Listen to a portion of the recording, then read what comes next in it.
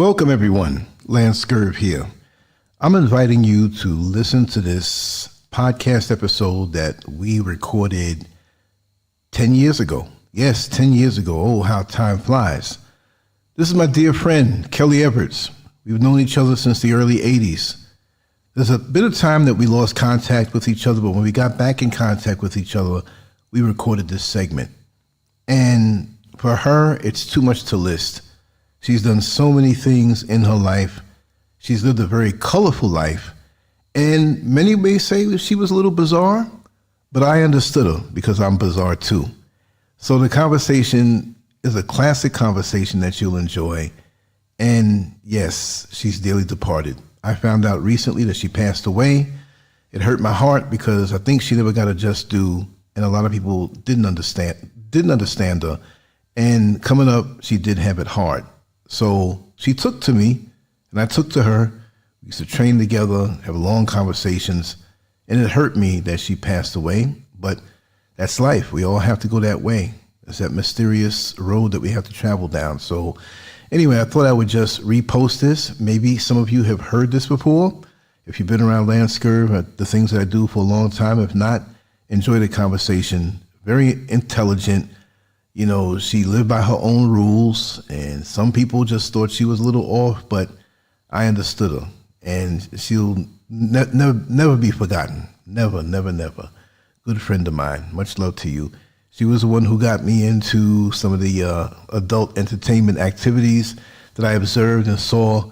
And for many who say, oh, Lance, you didn't know anybody like that. You didn't. I traveled many roads with this woman, and she opened my eyes up to a lot of things. And this is why I have a little knowledge on things beyond my years. Even though I am 62 years old, I was a wise cat from way back in the day, because there's so many people like Kellie Everts who showed me the ropes in so many things, and even roads I didn't go down, but they taught me a lot. And this is what we have to do.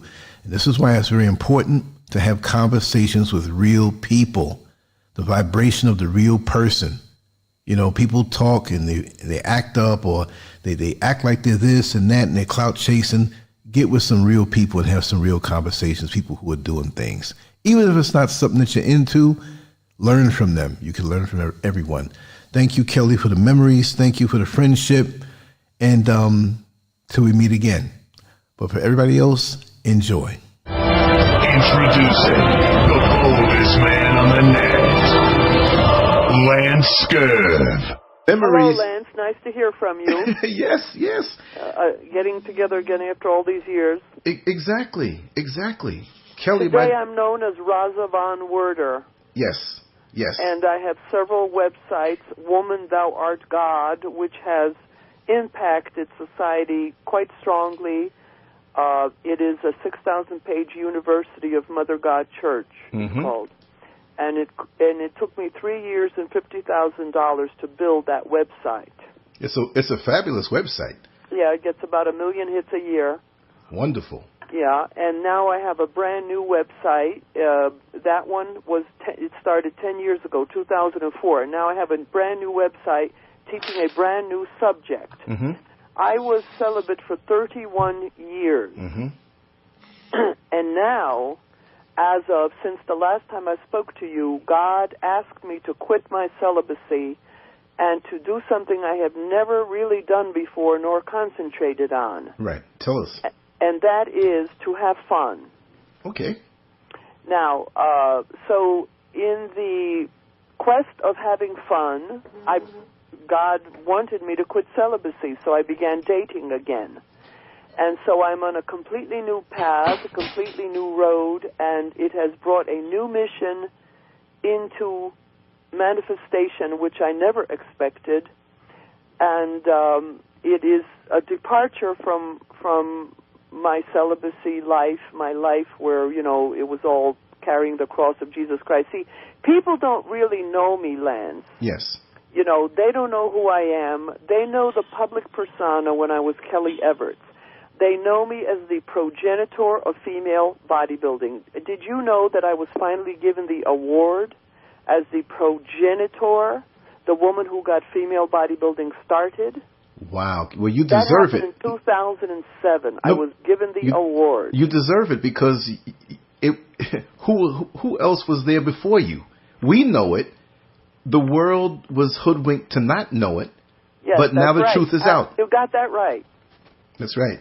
Because you got that right. Because exactly. you know, sweetheart. I didn't know you knew all that. Of course I do. Come on now. See, the thing is, you may not have known that I knew all of that, but I knew you well before we even started talking. And we started talking back late 82, early 83.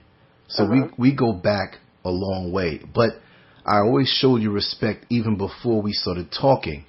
And I would see you and I would say, wow, you know, of course, you are a very beautiful woman. I mean, you are beyond beautiful. You're like and I'm speaking the physical manifestation. I'm not low rating or making fun of. I'm just saying at that particular point and up until now also, but your appearance, how you've been naturally gifted physically, was a mind blower. And see, what most men would fail to see is that there's a person behind all of that. And I always knew that. And that's why I would always kind of lay back in the gym. I'd see you, I'd say hi and whatever until we really started to talk. So I always knew that, and I guess that's why we clicked so well. Because it wasn't just at the time, the Kelly who was on TV and doing shows and in the magazines. You know, I saw you up close and personal. We had a connection beyond that. And down through the years, that's just amazing that as much as you've gained new branches on your personal tree, you are still the same. I don't mean the same like you're the same person. You've grown. You've evolved. But I can still see the same branches, but there's so much more to appreciate. Yes, without a doubt, we keep growing every year. Hopefully, I mean, even an old tree gets much new life in it. Exactly. You know, like a maple tree. I just had a maple tree cut down from behind my house, and it was probably 100 years old. And it wasn't dead. It kept growing. You know, no matter how old it was, you keep growing. You know, anybody that stagnates is not interesting or vibrant to be around. And a person should never count down their age like, oh, I got so many years left to go. They have to just forget about, become timeless. Exactly. And just keep growing. I mean, I have more abilities now than I did when you knew me. Mm-hmm. You know, when you knew me, I could not hold my foot up to the ceiling straight up or do splits, probably. Maybe not as well as I do now. Now I can do perfect splits and hold my leg up and do kicks, karate kicks and ballet kicks and all kinds of movements that I could never do because I've been practicing for years. You know, so okay, back to what we were talking about. People have known me as different personas. Shakespeare said all the world is a stage and we are merely players. And remember, we are not the parts we play necessarily. Mm-hmm. You know, we are the sum total. We are the sum total of our soul, our parts, you know, our persona on earth. Yes. It's our soul, our mind, the parts we play, our psychology, our heart, the things we feel, the things we think, the things we desire. You know, all those things must be put together, but people usually see the persona that we are playing, and usually one persona at a time. Mm-hmm. So you have different audiences. Like I have a different audience for the bodybuilding and different connections.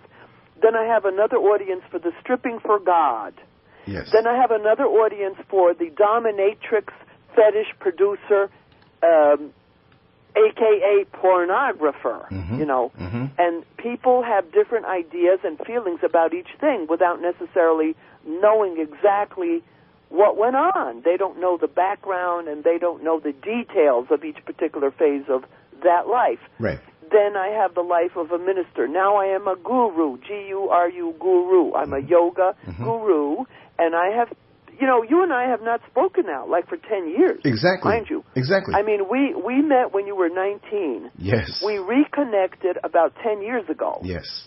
And then once again we lost touch. Yes, we're not losing touch anymore. Back in touch. Yeah, we're not losing touch anymore. You and I spoke, I have become a famous guru. Mm-hmm. And that means that people all over the world, I have disciples, and they worship me. They build altars with incense, flowers, and a picture of me. Right. And they literally pray to me, and they receive my power. And I am now known as a person who transmits power. I can cure cancer. I always had that ability. But it was always like behind the backgrounds. I didn't preach that, healing. I didn't do faith healing. Right. At the time when you knew me. I always had that power. But this anointing power has taken on many new,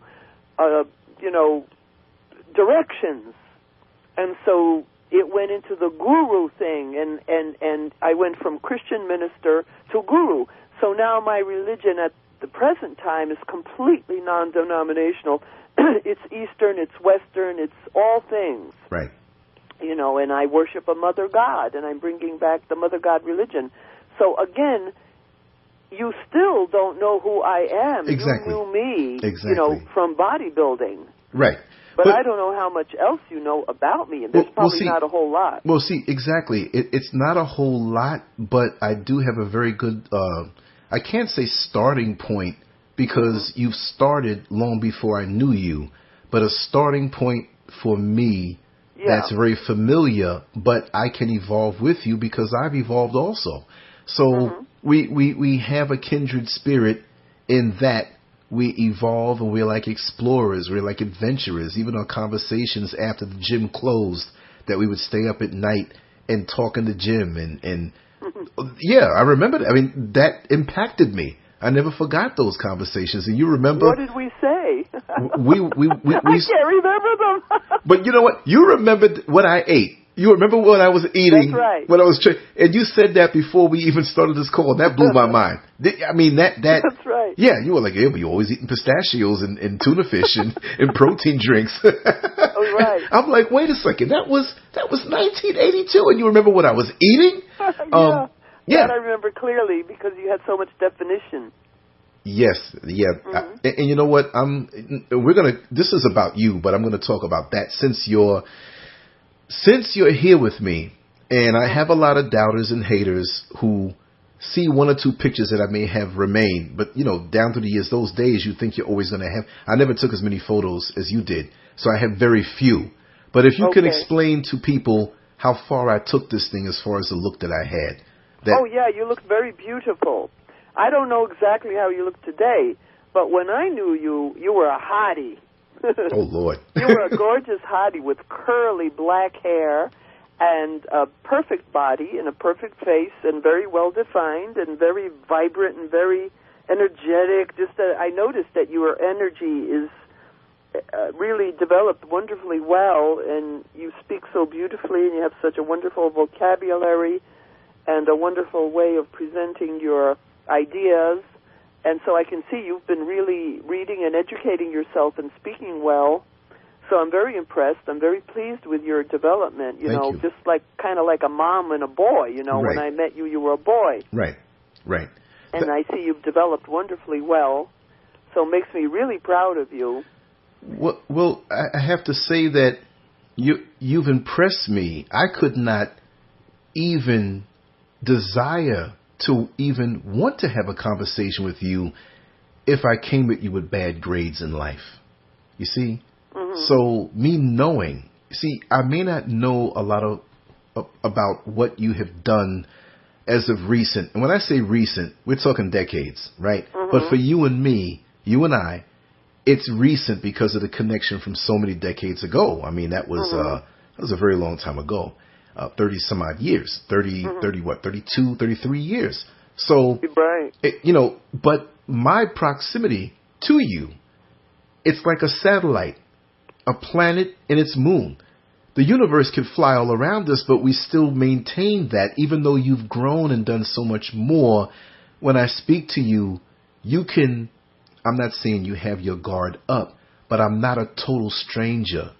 You can start off where we left off and move on from there, because you could say, I can give this guy the benefit of the doubt because he's not going to come at me with any type of strange energy or hidden agenda. I'm just glad to be back in contact with you. No, I have warm feelings for you. I mean, I always liked you a lot. In fact, to be honest with you, you were my best friend at the Zin's gym all those months we trained. Zin's gym. You were my best friend there. Yes. You were closer to me than anyone else there. Isn't that something? As I recall. Isn't that something? And I remember how, and I have to say it, the young men there, all the men there, they just ogled you. I mean... Well, you could have fooled me because none of them asked me for a date. Well, you know what it is? It's that thing that women go through when they're very beautiful. And I have to say, you never tried to, but your power intimidated them. I can say that. That's what people tell me today. They're afraid of me. Well, you're a very strong individual, and I know that. I mean, no, you're extreme. I mean, but it's not just a physical strength because you have that, but it's your eyes, it's your essence. And that was relaxing for me. No, it was. It was relaxing because to me, everybody else looked weak. Even to this day. Even to this day, I never had a problem. You know, and we're talking about a general platonic thing, male or female, because I'm a straight man. But I never had a problem speaking to anyone who was deemed by the world as powerful. Now, that's good. That shows that you have a good conscience. Well, because, you know, people who are querulous about their own character or their own life, you know, they shake and tremble when really powerful people come by. It's never been, I've never had that. I'm not saying because I'm so strong. I'm not saying that. It's just that well, I've always... it's a clean heart, I think. But part of it is a clean heart and a good conscience. Yeah. You know, they say you have to be really something to look God face to face. Yeah. You know what I mean? Wow. And the more of God people have in them, the more frightening they can be. Wow. You know, like there's this great saint, Padre Pio, who was stigmatized, and he was talking to a young man, and the young man looked him right in the face. He said, "Boy, you have a lot of courage, don't you?" And the young man did, but I attribute it to that he had a clean heart. And there was a great faith healer, a Protestant faith healer that lived in that was famous in the 30s by the name of Smith Wigglesworth. And I just love this anecdote. I'm going to try to get through it quickly because it'll take a couple minutes, but I'll try to briefly go through it if I may, because it speaks to what we're talking about.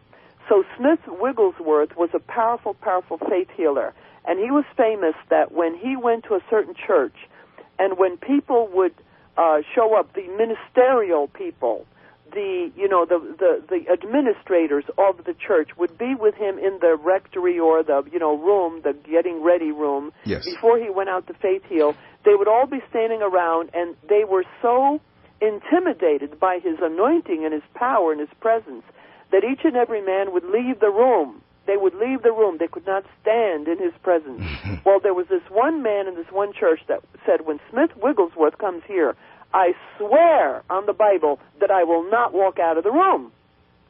Now, Smith Wigglesworth came. They were all there. Each and every man left. This man was left standing. You know what happened?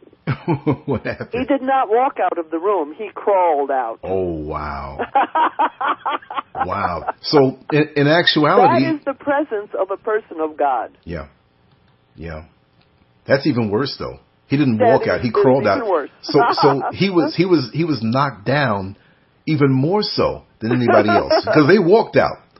But he had to crawl. He crawled out. Exactly. I don't even think you picked that up on that one. He crawled out. That's a good one. I'm on your site and I'm looking at pictures that and I'm looking at Kellie, the bodybuilder. Which site? I have Kellie Everts, Woman Thou Art God, and my new one, Embodiment of God. And I'm looking at the section, the progenitor of female bodybuilding. Okay. And those pictures were taken in Zin's gym. And so I'm looking at you. Oh, some of them, yeah, when I was real skinny. I was on a fast and stuff. Yeah. No, but we all go through, we evolve. But it makes me feel at home to see those pictures because I have a very... You mean the ones where I'm wearing short shorts and a short top? It's a one piece. It's a one piece in these particular shots. Oh, okay. Yeah. And all right, so that wasn't when I was on the fast. There's some in shorts. I'm wearing shorts. I was on a 4-day fast. I did not eat any food for 4 days. Yeah, I saw that. Then I was really skinny. I saw that. Mm-hmm. But it's just bringing back warm memories because I'm looking at the bench that you're on and the equipment in the back, and I've touched and used and forged my body. Oh, that's right. on Oh, every how piece. weird. Yeah, you're looking at the Kellie Everts site, I think. Yeah, and it's bringing back memories. It's like I'm right there with you. It's just Isn't amazing. that weird? Yeah. I mean, I have a photographic memory, so I remember everything. I remember, and I don't know if you remember how we actually started talking. I don't know if you remember that. No, I don't. Can I say it? It's a bit comical. Yeah, okay. Maybe you remember when I start to bring it up. Well, close your eyes and let's go back to Zen's gym. And okay. when you come out of the men's rest area, the restroom area, and the way he had it, then when you walk out about 10 feet to the right, there's like a lat pull down machine, and on the other side, of course, there's a rowing machine, and it was a lat pull down. And, Steve always moved his equipment around, so maybe I'm not, saying it right. But okay. This was a Saturday, and the gym had people in it, but not the same way when it's Monday through Friday. And I'm sitting on a lat pull down machine, and I was taking a break between sets, and I had always seen you, for a very long time, because I was at Zen's from March of 81, when I first came there. But I'd always see you in and out, but I would never stare at you. I would never give you the eye or, look at you disrespectful, because I have to say to the listeners that you are a very well built, hourglass shape, very busty, natural, small waist, the hips, the beautiful face, everything. You talk about me. You are a hottie and are a hottie. So, I'm not saying a word like it's past tense, because our beauty never leaves us when we do the right thing, like I'm hearing through your voice right now. We all go through the process of the chronological aging, but it's not the same like a person out there who's treating themselves bad. So anyway, make a long story short. No, if you take care of yourself and you bodybuild, you can maintain yourself quite well into any age. Exactly. And I'm sitting there, and you walked over, and I saw you out the corner of my eye. I still didn't want to stare, but you were standing there, and I was resting between the sets of lat pull-downs, and I thought to myself, well, maybe you might want to jump on the machine. So you said, excuse me, and I said, oh, I'm sorry. I said, would you like to get on the machine? I said, what weight would you like? And you said, no, you don't have to get up. I just wanted to ask you something. And I said, yes. And you said, well, I'd like to know if I can hit you in the face with my breast. No, I didn't say that. Yes. You got to be kidding. Yes, you did. Yes, you did. You think I could forget that? That must have been crazy. No, but I would never lie on you, sweetheart. But you know what it was? I think because I was such a serious guy in the gym, and I was respectful, but I guess there was a way to mess with me, because you would do little pranks too now. You have a wonderful sense of humor. So I must have been a pretty good joker then. Yeah. I am today. Yeah, and I kept a straight face just to keep the thing going, because I wanted to smile. So I kept a straight face. And I looked at you, and I said, sure, feel free. And I turned my face around, and cleavage for days. You just bounced me, and I was in heaven for a moment, and I just forgot where I was. And then you stopped, and then no. But see, this was the beautiful part about it. And then you said, pleased to meet you. My name is Kellie. And I said, thanks for the wonderful introduction. My name is Lance. And we were friends ever since. And what I do remember quite clearly is sitting on each other's back for the calf raises. Oh, the calf raises, yes. Those and the whole were so much fun, I can't tell you. Yeah, and the whole gym. They were jealous. They were so jealous. Yeah. They were like, how did this guy get so close to this beautiful woman? It was. They're all a bunch of cowards, because, gyms are the worst place for a woman to get a date. Yeah. I still go to gyms now, and they're all scared.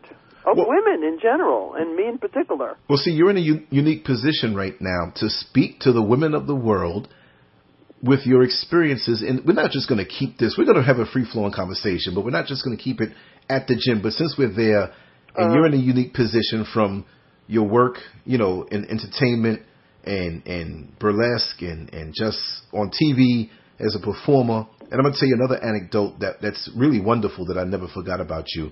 But tell the women of the world, look, you're a person who can go back many years, many decades in the gym life. That wasn't your whole life, but you understand it well.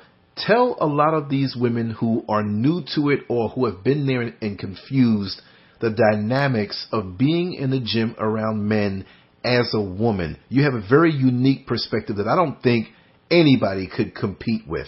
Just off the top of your head, the things they have to go through, like you just said, poor place to find a date, the dynamics of the jealousy and the ego and the narcissism and all of those different things. What would you say to safeguard or prevent bad things from happening to a woman going into a gym? What do you mean by bad things? What would be a bad thing? No, well, exactly. well, I don't mean bad like a violent thing or whatever, but there are a lot of con artists. There are a lot of guys who want to help, and I can help you get in shape, but they really have something else. There's very little of that in the gyms I go to in this area. Well, we'll see. The men, here's what I find about the men in the gyms. Right. The place where men, they are frightened. Men in gyms are frightened of women. That is my overall consensus of what men are like in the gym. And I have told many people many times, the worst place to find a date or a man, if you're looking for a date, is in a gym. I have almost no luck or success with once I started dating again 7 years ago, with finding a date from a gym. It's almost impossible. And I remember when, in the days when I knew you, well, of course I was celibate, but so I wasn't really looking for dates, but I was looking for friends. Right.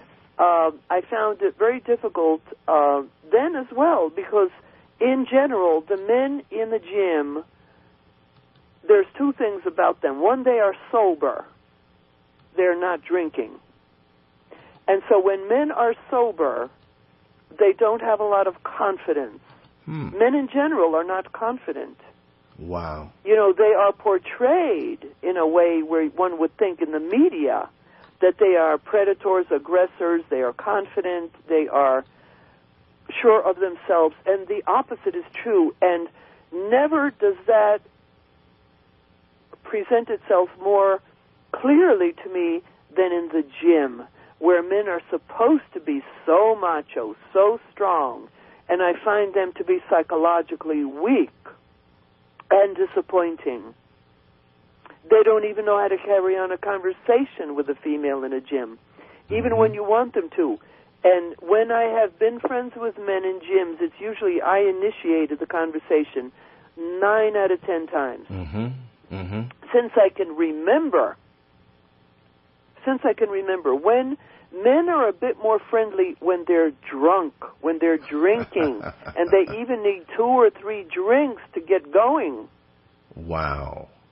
But, I have to interject and say that your perspective is still going to be a little different than most women because of who you are and your experiences. You have to admit, I'm not escalating and amplifying, but you are cut from a different cloth. So maybe my question was aimed at the wrong person. That could be. Yeah. Could be. You have to understand I don't see them friending women in gyms, other women as well. Right. Once in a while, yes. When a girl is real cute and young, and maybe they're not afraid of her. It seems like men go up to girls that look really, really young because I think they're not afraid of them. But isn't that But something? anyone that looks confident and strong, they seem to be fearful. Yeah, well, see, that you are. When you walk in, you didn't walk through the gym. See, I can give you my perspective because I saw you in your glory. I don't see myself as you would see me. Exactly. Not at all. Exactly. So I can give you the feedback. It's like a boxer. Yeah, what is the feedback? It's like a boxer in the boxing ring winning the fight. But because even in a fight you catch blows, when you go to the corner you say, well, how am I doing? I say, what do you mean? You're beating the guy. Well, they can't see that in the middle of the ring. When you walked in the gym, it was like a tidal wave, like a tsunami. It was? Yeah, when you would walk to the gym, and walk to the women's locker room, the whole mood of the gym changed. Okay? You're kidding. Because it was almost like the anticipation of when is she going to come out? What is she going to wear? Yes. Look, remember we used to do our calf raises? Yeah. That right I over remember, there. It was fun. Yeah. We did other exercises together and stuff like that. But it was obvious that we were very close friends. They didn't know how close, but even then, you were aware at that point because you had a backdrop to bounce off of in the form of me. See? Yeah, because now you notice it even more. And they will, you messed up many a man's workout.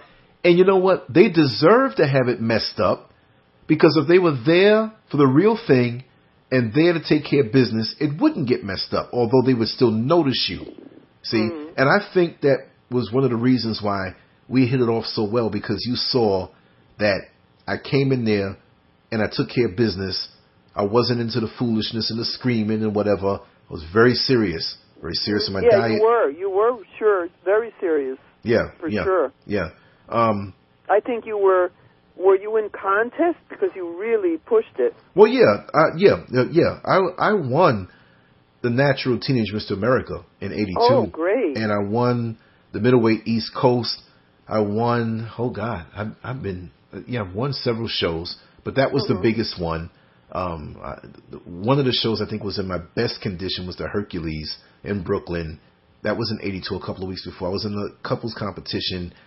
North American couples competition. I think I took 6th place. I was in there with a young lady named Inez Merced. But that was the big stage then. That was also the Nationals that Lee Haney won. And so many other guys that went on to be big time and famous. I'm not sure if Ronnie Coleman was there. But this was back in '82.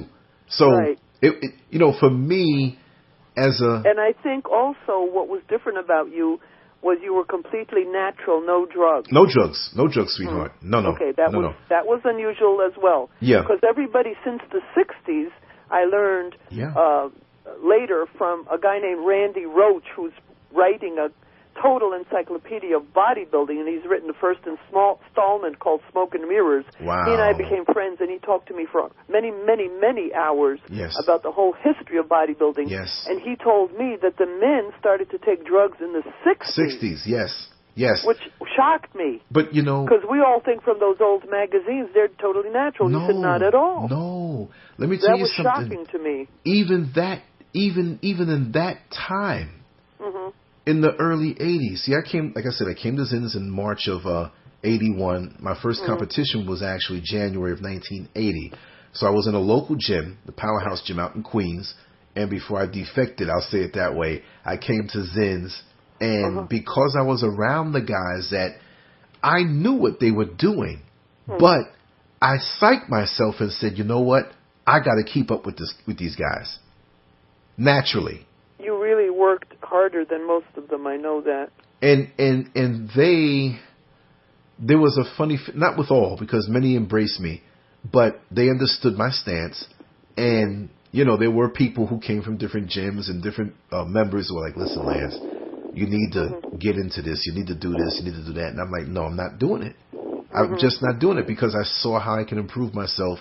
And I know my work ethic was probably more intense than many there. They can do things because they were on it, but can you maintain that year round, which I did, by diet, rest, and just going the extra mile. And line for line, muscle for muscle, there wasn't anybody there I couldn't match. The size now, a different story, but it wasn't the steroid size. I'm sorry. I was ready all the time. Really, you were really excellent with your diet. That was so impressive, the definition. Yeah. Really well-balanced body. Everything was balanced. Yes. And you know what? Even though I've been out of it for so many decades, I'm going to ease right back into it because, it's not Never say die. I mean, don't quit till you die, man. Right. Well, for me, I dropped blood for that, meaning that's a symbolic way of saying it, figure of speech, that I got so much into the competition and the politics that when I realized what it really was all about, I left it all alone.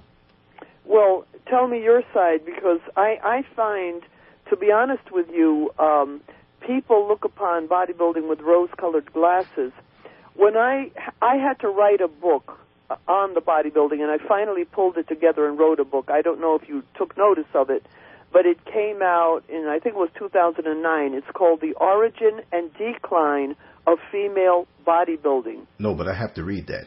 Okay, yeah, you should, definitely. It's on Amazon and Lulu.com and everywhere. Mm-hmm. And I was interviewed by the biggest bodybuilding site in the world called bodybuilding.com. I know it.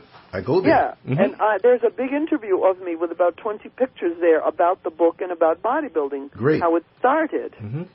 And I'm trying to think of the name of the author. He's their most famous writer. I can't think offhand right now of his name. But anyway, so he interviewed me, and I gave him the lowdown, and I explained to him what was going on. The beauty contest and the bodybuilding and all of that, most of it is all fixed, and Yes. people don't understand. They wonder how Arnold Schwarzenegger won Mr. Olympia 8 times or something. Yeah, 6 times. Probably 7 of those 8 times were 7 determined, times, yes. by Joe Weider. Right. Maybe he might have won once, fairly. Right. Mm-hmm. And the rest of the time was politics. There's no way he beat Sergio Oliva in the early days. There's no way. Right. And there were many people who should have won above him at other times. I think Chris Dickerson could have beat him one year. Mm-hmm. Serge Nubret, I don't think ever won Mr. Olympia. No, he was a great bodybuilder. Yeah, and he he never was. got too many breaks. But there's a lot of prejudice. But they don't understand that most of this is the promoters promoting whoever is cooperating and working with them to promote their organization. Yes. I've won contests where I was told, look, you can't win. This is just a promotional stunt. We don't care how you look. Oh, God. We don't care if we pick the ugliest girl in the show. She's going to be the daughter of so-and-so. Wow. And it's all fixed. You don't understand. This is not a beauty contest. This is just promotion. Right. Or else they say it's just a gimmick. We told you we would pay you $500, but we're not going to pay you. Wow. We're not going to pay you for winning because it's just a promotional stunt, so take me to court. Wow. So one time I did take somebody to court, and I won, but I couldn't collect the money. Oh, man. I'm not laughing at to make fun of you. I'm just laughing because... understand. Yeah. I quickly learned that when approached by people, even on that lower level that I was on a teenage level, and, I got to know people, and things came my way information-wise, and I was just disillusioned. I just left it all alone. I should have continued. What will you tell me your part of it, about the fixing or something else? Or well, the favoritism, the sex. I don't know much about the male sex thing. Yeah. Not a lot. You can tell me about that. Right. I'm not going to say that every contest the winner had to have sex with some judge, but... No. The judges are told who to vote for. Of course, but the judges in some competitions have a lot more leeway. Back in those days. Back in those days. But the Joe Weider contest. Oh, no. Right. Joe Weider and Arnold told them who to pick. Right. Exactly. I'm talking about on a lower level, back up in the tri-state area, back in the time that we were talking. I got you. And I found out that, I was approached by several judges. Because you were young and handsome. They were always looking for the young guys, handsome guys. So that's what they were looking for. Older, uglier guys. I don't know what I was. I'm just saying that, I'm humble about it. The hottest ones, the ones that females want, that's who they want. Yeah. And it was just so funny because I would get phone calls days before shows, and they want to talk, and I'm like, wow, they got my number. They got it off the application. Got your number? How'd they get your number, for God's sake? Off of the application. They knew they had ways. I see. Is this another venue for homosexuals to find guys? Yeah, and then they had what... That's the way it is in the modeling world. Yeah. I forgot to tell you, I'm a photographer now. Wow. I'm an established, well-known photographer. Your audience has to hear this. Yes. For the last 3 years, I have a new hat. I'm a world-class photographer of the most beautiful men in the world. Wow. And my new website features approximately, maybe 3,000 or 4,000 pictures already I have uploaded that I have taken of the most beautiful men in the world, including nude photography. Right. Some of them are extremely muscular, and some are not extremely muscular, but they're all very beautiful. Right. And you have an eye for that. Embodiment of God. And you know what? Your experience in being around some of the top bodies in the world, you can see past the shock effect that most people would have and see the actual beauty. What I mean is that you came up around this. So when you deem somebody beautiful, and I say that in a masculine way, they've got to be. So by you deeming me that when I was in shape back in the day, you know, beautiful, that's better than any trophy I ever won. Oh, thank you. Well, remember, my eyes are trained. You know, what you see with your eyes comes out of your brain. That's important to understand. 10 people could be looking with their eyes at something, but they all see something different. And the person who has a more precise judgment has to have discernment. And that discernment is in the brain. It comes from training. It comes from seeing. Yes. For instance, art or music. For people who hear music, who are trained to understand music, they can discern which is great music or which is not great music. People who do interior decorating are trained to understand what is good, decorative design and what is not. Yes. You know, people who design clothing, Ralph Lauren knows what classic clothing is, and Calvin Klein knows what classic clothing is, whereas the average designer wouldn't know, what it is. And with the beauty situation, I have been an artist all my life, and I have been in Hollywood from the age of 16. I have been observing men and women for their beauty since being a child. And then when I started dating, I literally looked at thousands and thousands of pictures of men trying to find men to date on dating sites. Right. I looked at pictures of men till I thought my eyes were going to fall out of my head. I must have looked at 10,000 pictures. And I was always looking for beautiful and muscular. Beautiful and muscular. I said, I'm obsessed with beautiful and muscular. So one day I met a boy on a dating site, and he says, you shouldn't be here. You should be on Model Mayhem, looking for models. I go, what's Model Mayhem? He goes, it's a website. So I went there. So when I went to the model site, I never once again joined the personal dating sites, because what I wanted was beautiful models. I realized then, because every guy that I chose for dating, I would ask, would you like to pose for pictures? Right. So then I realized I didn't even know what I was looking for. I'm looking for beautiful men, whether it's a date or whether it's taking pictures. I didn't care. Right. But I prefer the picture taking. So I started taking pictures in April 2012, and since that time I've probably taken something like, 50,000 pictures. I work these guys to death, and I've gotten really good at it and really good at Photoshop. And I now began work on a book called America's Most Beautiful Men, and then after that I'm going to do the world's most beautiful men. Well, you know what? That's inspiration, sweetheart. Because I'm going to bust my chops for the next couple years in the gym and see if I can come back.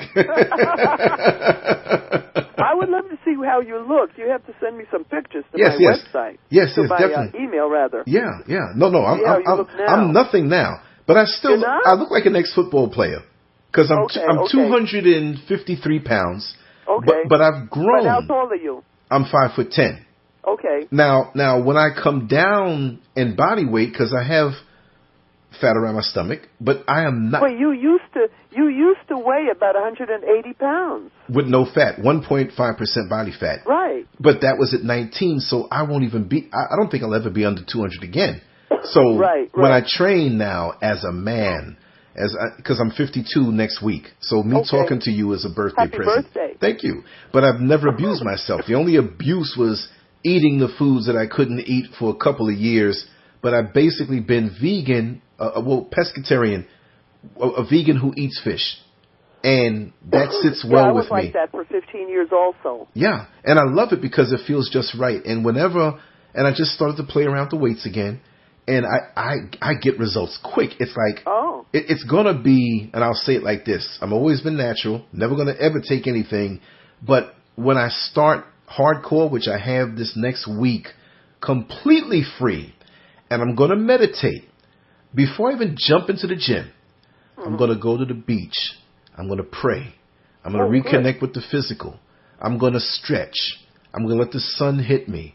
I'm going to eat according to how I feel. You know, if I don't feel like eating, I'm not going to eat. Okay. Eating, I'm going back to my old chant. Eat for function, not for taste.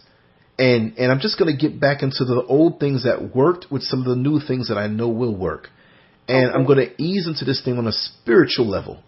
And my gains, I'm telling you from now, by the way I know my rested body. And I don't get all the rest I need because I'm always up late at night and stuff. But I'm rested. But you get a lot of work done, I bet. Oh, yes, I do a lot. I blog every day and do monologues and talk shows every day and night, write, draw, do everything. And then I drive 10 hours a day on the bus. So, oh, my God. Yes. But see, look, I did 10 hours early today. Look at my energy. Wait a minute. What do you mean you drive 10 hours a day on a bus? Are you a bus driver? Yes, I am. I thought you worked in the prison. Yes, I used to work there, and now I'm on the bus. But the funny thing is, whatever I do is always around people. It seems like whatever I do, but you have to control the floodgates. Because especially when you're out in the public and people sense a certain energy about you, and then the word gets around about what you do, then it's like, okay, people come at you. So you have to know how to... What do they want? What do you mean at you? Well, like we said earlier... In a predatory way or in a friendly way? I want you to go into what you said about the 3 points about what people want from you, because that'll lead in. And I said to remember them. Yeah. It's the same thing. And you, more than anybody else in my whole world, meaning that anybody I ever met knows it well because of who you are. And it's so funny because I'm looking at these pictures of you with Arnold Schwarzenegger, Franco Columbo. I'm just tooling around the site again because it's been a while since I've been on. But but people seem, if it's not, let's just say it, sex, not that they look at me and say, oh, I want to have sex with them. It's just that thing. Or, like you said before, they want to make money, get money from you or make money from you. Right. Or it's a status, ego type thing. That's right. And they want to be in affiliation with you because they feel it'll bring a boost to their ego some way. Yeah. Mm-hmm. It's funny. And I've always been blessed to meet people who had some measure of status in whatever their area of expertise was. And I've always got the inside track without trying. I never had to try. You know, the more we live, the more history... Well, birds of a feather flock together. You emanate your own very positive energy. And so that resonates with people who are successful. Understood. I accept that. I mean, I can accept that because I see that now. At 19 years old, I might not have understood that, but I accept that. That's a very good assessment. Yeah, but you had a very clean heart when I knew you. So you always have a clean heart. You'd never go lower. You know, clean hearts, pure in heart shall see God. And God is our greatest good. Yes. So that's who you are, clean of heart. And you know you can be hated for that too? Oh, absolutely. Darkness hates the light.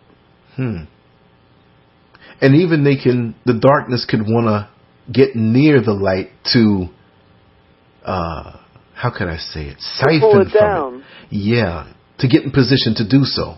Yes, to pull it down. They definitely do not want to be enlightened by you, but they want to darken your vision. And this because demons don't want God's light. They want to extinguish it. Yes, you're right. I'm also an exorcist, by the way. I was called by an exorcist show that was looking for enough women to do a reality show of women that do exorcism. Right. But they only found like 3 women, so they couldn't make the show. They needed like 10 women, but they couldn't find it, you know. But I might be maybe... I go to a club. I go downtown to a street where they have all clubs, and they're mostly frequented by college students. I live in a college town. Yes. And we have a street called State Street where about 2,000 college students a night go to State Street, and they have quite a few clubs, and my headquarters is called Venue. It's changed names several times, but that's my headquarters where I'm there every night, and I dance a lot, I practice a lot, and I've won several hip-hop contests there. Oh, wow. Against teenage girls, believe it or not. But I asked the owners, what are you doing with this club on Sunday? Mm-hmm. And they said, nothing. I go, well, permit me. Why don't we turn it into a church, and I can be the preacher? I'm a very good anointed preacher, and I want to preach against drugs, and we can call it the Church Against Drugs. And I will do exorcism to get rid of the demons of drugs. There you and go. all the demons related to drugs, because there is a drug epidemic going on. And especially since it's a college town, they work hard, but they're going to want to play hard also. Oh, they play hard, but they drink a lot and they take some drugs, but the locals take even more drugs.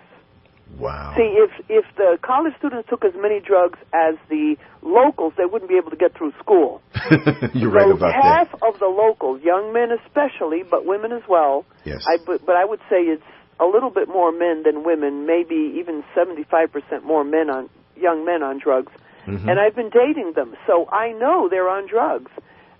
Men between 18 to 30 are, I think half of them are taking serious drugs, and they're taking, they're doing alcohol, marijuana, Molly is one of their favorites, cocaine, and now heroin. Heroin came back. It made a big comeback. Oh, and they're unbelievable. mixing and these things. It's so dangerous. It is. And it seems like they don't realize it.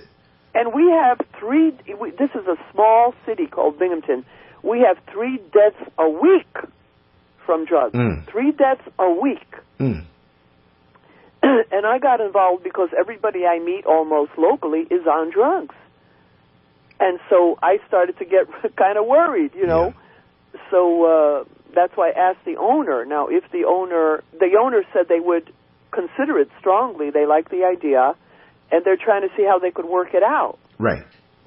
So if I do that, I will start pushing for national, international publicity on what we're doing to fight the drugs and how we're combating the drugs. Well, sweetheart, you need to do that because you have the clout, you have the background, you have the celebrity, you have the power to do so. And I have the anointing from God. Exactly. To remove demons. It's called deliverance, to deliver people from demons. And these are demons. Yeah. These are demons of drugs. They're demons of self-hate, demons of rejection, demons of addiction, demons of fear, paranoia. People are afraid of life. Life is hard. Life is tough. But wait, do you think... Life is not easy to get through. No, but we understand that, Kelly, but come on now. I mean, is it that life has gotten harder? It has gotten harder. Well, okay. It has gotten harder. Well, you know what? I'll agree with that, but I still want to ask another wing of that question. Mm-hmm. It got harder. More demonic forces are released into this world. I believe so. It's different now. But do you think if a lot of the younger kids and even some of the older folks who have fallen off had stuck to the old way of doing things, meaning that we're all not going to be bodybuilders and have the discipline to lift weights, but the old way meaning that we knew what the standard was, and there was a standard that we didn't veer off too far, that if we went off of it a little bit or fell off, we knew where it was. It seems like there is no standard now, and nobody knows. I agree with you. They don't know where to go now. They don't know that marker. Nobody's maintaining a foundation. Exactly. People aren't preaching a foundation. And some of the foundations that are still being preached are not getting how can I say it? People don't believe in the old-time religion anymore. They really need a new religion. Mm-hmm. Now, I want to explain that because I don't want to put down old-time religion. Old-time religion is excellent, but there's a few things in it that need to be revamped, changed, corrected, and straightened out. And the old-time religion, as we know it, contains too much misogyny, just like with the female bodybuilding. How I had to break through the barriers of the male domination within bodybuilding. Right. The world that I entered of bodybuilding in the early 70s was totally misogynistic. Mm-hmm. You have to understand that. That is my claim to bodybuilding fame. It is not how muscular I got. It is not how many bench presses I could do, how much weight I could do in a bench press, or how muscular I could be. Right. My claim to fame in bodybuilding is that I promoted the idea in the media that we women had the right to lift weights. And we should be praised and honored along with the male bodybuilders equally, and not be treated as a bunch of bimbos, as a sideshow to show our tits and ass. Exactly. Which is how we were treated. Right. As a sideshow of tits and ass and body beautiful. The men were given money. It was very little money, mm-hmm. but they were given money. I remember the winner of 1972 was given, Mr. Olympia was given $750. Right. Today he's given $200,000, right? Yeah. Something like that. Big Something difference. Extreme. Plus the contracts, plus what they make in the guest posing and appearances, and creating their own nutrition lines and appearances. Correct. So they can become quite wealthy when they are the winners. Yeah. But in those days, the women got absolutely nothing. Nothing whatsoever. And I entered those contests several times, and then I got an opportunity to begin promoting the concept mm-hmm. of women lifting weights through Esquire magazine, and I worked with a partner named John Paul Gould, who later became the manager of Grace Jones and promoted her, as a macho woman, which was a quite unusual idea at the time. Right. So we worked together, and we got a 6-page layout in Esquire, and then I myself took it further and got on to Tell the Truth and other television shows, Stanley Siegel, the Washington, AM Washington, AM New York, mm-hmm. Many shows, National, Mike Douglas Show. And then finally the clincher, I contacted the photographer, John Paul Gould, and I said, we must get this concept into Playboy because right now it is dying. I've done all I can. Right. I can't get any further with the idea of the women lifting weights. We've got to get it into Playboy. And his answer, and he was working for the Playboy company, not for Playboy, but for We magazine, which was a Playboy magazine. Right. And he said, we can't get it into Playboy. I said, why? He said, because the idea is too crazy for Playboy. We can get into We. I said, no, it has to be Playboy. It has to be Playboy in order to make this female bodybuilding idea take off. Yeah. We have to get into Playboy. I convinced him to do the article, and he said, all I can do, Rasa, is do it and submit it. If they accept it, they will pay us. If they don't accept it, they will not pay us. Right. So we will try. Now, this wasn't about money. It was the idea. Mm-hmm. Now, hear me. So he submitted the article. We heard nothing for 6 months, absolutely nothing. It looked like they probably wouldn't want it. All of a sudden, the movie Pumping Iron came out mm-hmm. with Arnold. It was Arnold's first bodybuilding movie. It was called Pumping Iron. And this was 1976. It came out. Well, you're right. Came out in 1976. Right. No, 76 because it was made in 75 with the Olympia, but they had it out by 76. Correct. So now, Playboy goes, oh, we got it. We have the article. Yes. See that? And they call the article Pumping Iron. No, I'm sorry. Humping Iron. Excuse me. Mm-hmm. Not Pumping Iron. Humping Iron. But at least the article got pushed through, even though they had that sexist slant on... No, it didn't matter what they called it. Right. They praised the idea of a woman being glamorous, beautiful, lifting weights, and they made fun of Arnold. They said her muscles don't become big like magic mountains like Arnie Schwarzenegger. Mm-hmm. So they made fun of Arnold, which I didn't ask them to do, and all of a sudden, everybody flipped out, and it was not long after that that they held the first women's bodybuilding contest because of the Playboy article. Well, you need credit for, I mean, if you didn't do that, could you imagine the negative trajectory that any attempt to...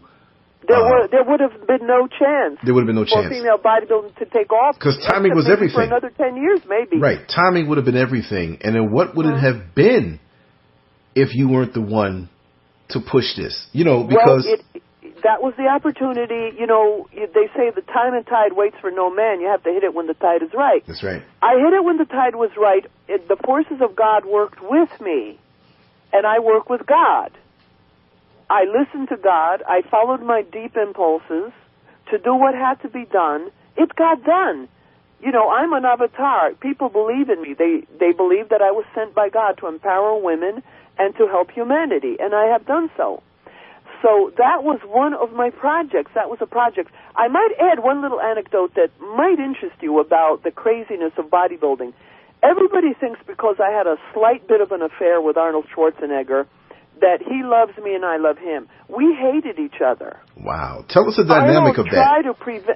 Tell us the dynamic of that, because...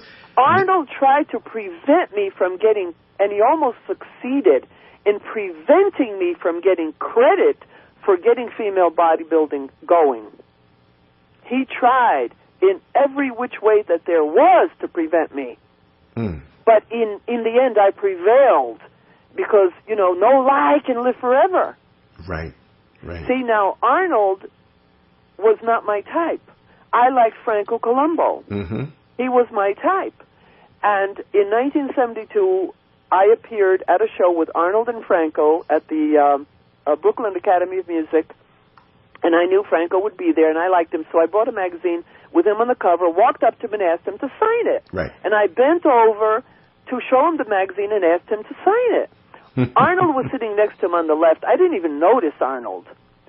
And there's a picture of Arnold staring at my cleavage while I'm talking to Franco. So Franco signed the book, so now Franco decided that he was going to take me out. Right. So now, meanwhile, Arnold comes up to me and says he wants to suck on my boobs. Wow. Now, I'm looking at him laughing because I'm thinking, this guy's not my type. Right. The Germanics were never my type. Right. I mean, I married eventually, my name is Von Werder now because I married a German man. Right. But nevertheless, it wasn't my sexy type, the type I would have sex with. So Arnold maneuvered me into way in the back of the Academy of Music, behind like 6 set of curtains. I don't even know where the crap he took me, but he took me somewhere.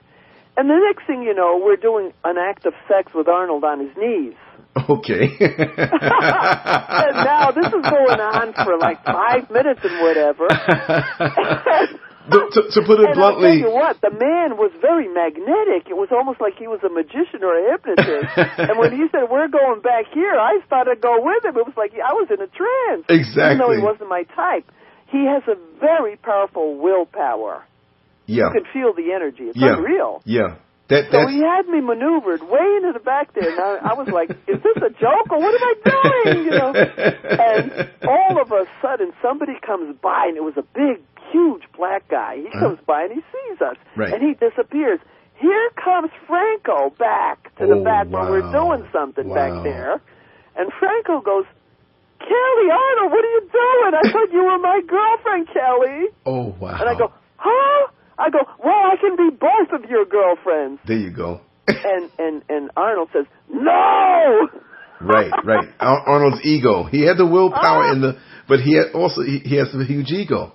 It was evident from back then. His ego as big as a mountain. Exactly. Well, to make a long story short, the next day, Franco and I had a date. And I was in the room. I didn't think about all this ahead of time. I was a kid. Right. Compared to, we were all kids. I was 27, and I think Arnold was 26. And I don't know what Franco was, but you were all about the same age. We were kids. So I'm in the room with Franco getting it on.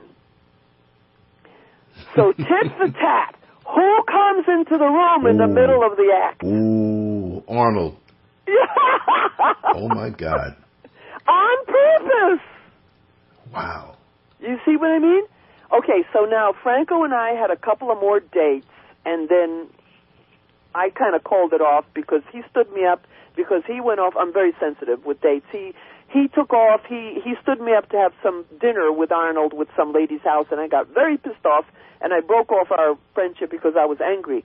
But to make a long story short, he is so revengeful. Arnold is famous for his revengefulness and what he will do to you. He will bury you. He's literally responsible for the death of Mike Mintzner, not for doing anything physical, but just a mental, psychological outsmarting, that how he destroyed Mike Mintzner's career. When Mike Mintzner literally tried to stand up to Arnold. I remember. Do you remember? Yes, in 1980 in the Olympia, that's right. Arnold came back and won for the 7th time, and Mike Mintzner wasn't going for the mind games. And that's right. You remember the photo of him standing up, pointing at Arnold? I remember very well. Arnold was sitting down, and Mike Mintzner wasn't going for it. And Mike Mintzner was a very, very strong man. And at that particular point in time, to me, he was more powerful if a physical thing happened than Arnold. Arnold didn't look like himself. He was weak. He was a small percentage of what he was when he won the Olympia. Some people said 60%. Other people said he was... His friends, Franco, said he was 90%. No. So let's say somewhere in between, eh? Yeah, no, but I would say 60% because I studied those photos. I wasn't there. Okay. You know, I can't say I was there, but really, when you're a fan like that, and you study, and we would pull the photos up in the magazines, and we'd look and compare and break down the body. Arnold was non-existent. His chest, flat. His weak points stood out, his wide waist, his thighs were so slim. Not that he was known for thighs. He had his calves, but even they didn't look as mighty. He was boxy. His back was completely weak and flat. A body that's not trained over time is not going to look the same as a body who has been training for many, many years. It takes time for that muscle maturity to come in. And he had stopped. And I do believe that with Arnold, much of his success, and I will never knock any bodybuilder because I understand the amount of time and work and diet that takes place with it. So I'm not going to be a guy just give us your punchline. Yeah. I think Arnold depended more on drugs to be in shape than anybody else. You know why? When you're off of your drug, you go back to what you were supposed to be. And if you remember after he won the Olympia for the last time before he came back. In 77, he was a skinny man. Right. And people said, well, he's going into acting, so he has to slim down. No, you're off of that stuff. You see? Right. Oh, you lose weight like crazy when you go off the drugs. Of course. Lose muscle. So, I believe that's what it was. And the fact that he tried to, and he was trying to keep it secret for a long time. He was training for the show as much as he could. But they saw I see. Yeah, well, I've seen documentaries because that was a show. Well, I'm not sure about this, but was that the show where he supposedly was the promoter and he was giving the award of $30,000 and then he decided to win it himself? Exactly. Yeah, something along those lines. And I know the listeners will. Which is pretty crazy, man. Yeah, but you know what? That's pretty cool too. If he can get away with it legitimately. Oh, he got away with a lot of shit. Oh yeah. He got away with a lot of shit because he partnered with Joe Weider. Right. Now, the truth is that he held all the political power. Yes. All of it. Not some of it. All of it. Equal with Joe Weider. Wow. Whatever Arnold said was going to happen or not happen. The two worked together as partners in concert, 100%. Amazing. Arnold at one time tried to stand up to Joe Weider, and he discovered that he couldn't win. Right. And he's very politically acute. Yeah. And he was going to stand up to Weider, and Weider pulled all his advertising out. So Arnold quickly recanted and got back with Weider and never tried that one again. Mm-hmm. You see, he's a political, whichever way the wind blows, in his favor is where you will find Arnold. Isn't that something? Now, Arnold pulled a lot of stunts. We could talk about Arnold for an hour, about all the stunts he pulled, about all I learned about him and all I read about him. Mm-hmm. But I just want to make a point about his revengefulness and how he affected me. Yes. Since we do have the platform to talk about these things in in detail now. Mm-hmm. So I never get to talk about this with anyone, in the media. Oh, I'm so appreciative of it because, see, this is stuff that you just won't hear from your perspective. You'll never hear it. And also, I want you to know that this is not just going to be one conversation with us that we do like this. This is going to be ongoing. Because I want to hear these things, but go ahead. Let me hear it. Just let it flow. Now, I want to tell you that when Mike Mensner stood against him, Arnold destroyed Mike Mensner's career. Mike Mensner may have been extremely strong physically, but psychologically, he obviously could not withstand the force of Arnold's death blow. Because Arnold gave him a death blow. He made Joe Weider stop advertising him and promoting him. And Mike Mensner had a brother as well. They were very similar. Yeah. Had similar bodies. Ray Mensah. They looked alike. Yes, they were very alike, close. and they were both big and bulky and huge and very young. They were very young. And so they could build up all this muscle, huge mass, and they were... To be honest with you, I met Mike Mensner once briefly. I didn't care for him. I felt he was arrogant. No, he was very arrogant. I rode the elevator with him. It was at the Night of the Champions. It was like a day before where they met the fans, and then we'd go there. But he was there. I don't think he was in that particular Night of the Champions, but he was there in the audience. But he was hanging around. There was Bill Grant, Robbie Robertson, who I also interviewed April this past year. Yeah, so I have them on. I want to have them on again. Robbie Robinson. Wow, wasn't he something? Yeah.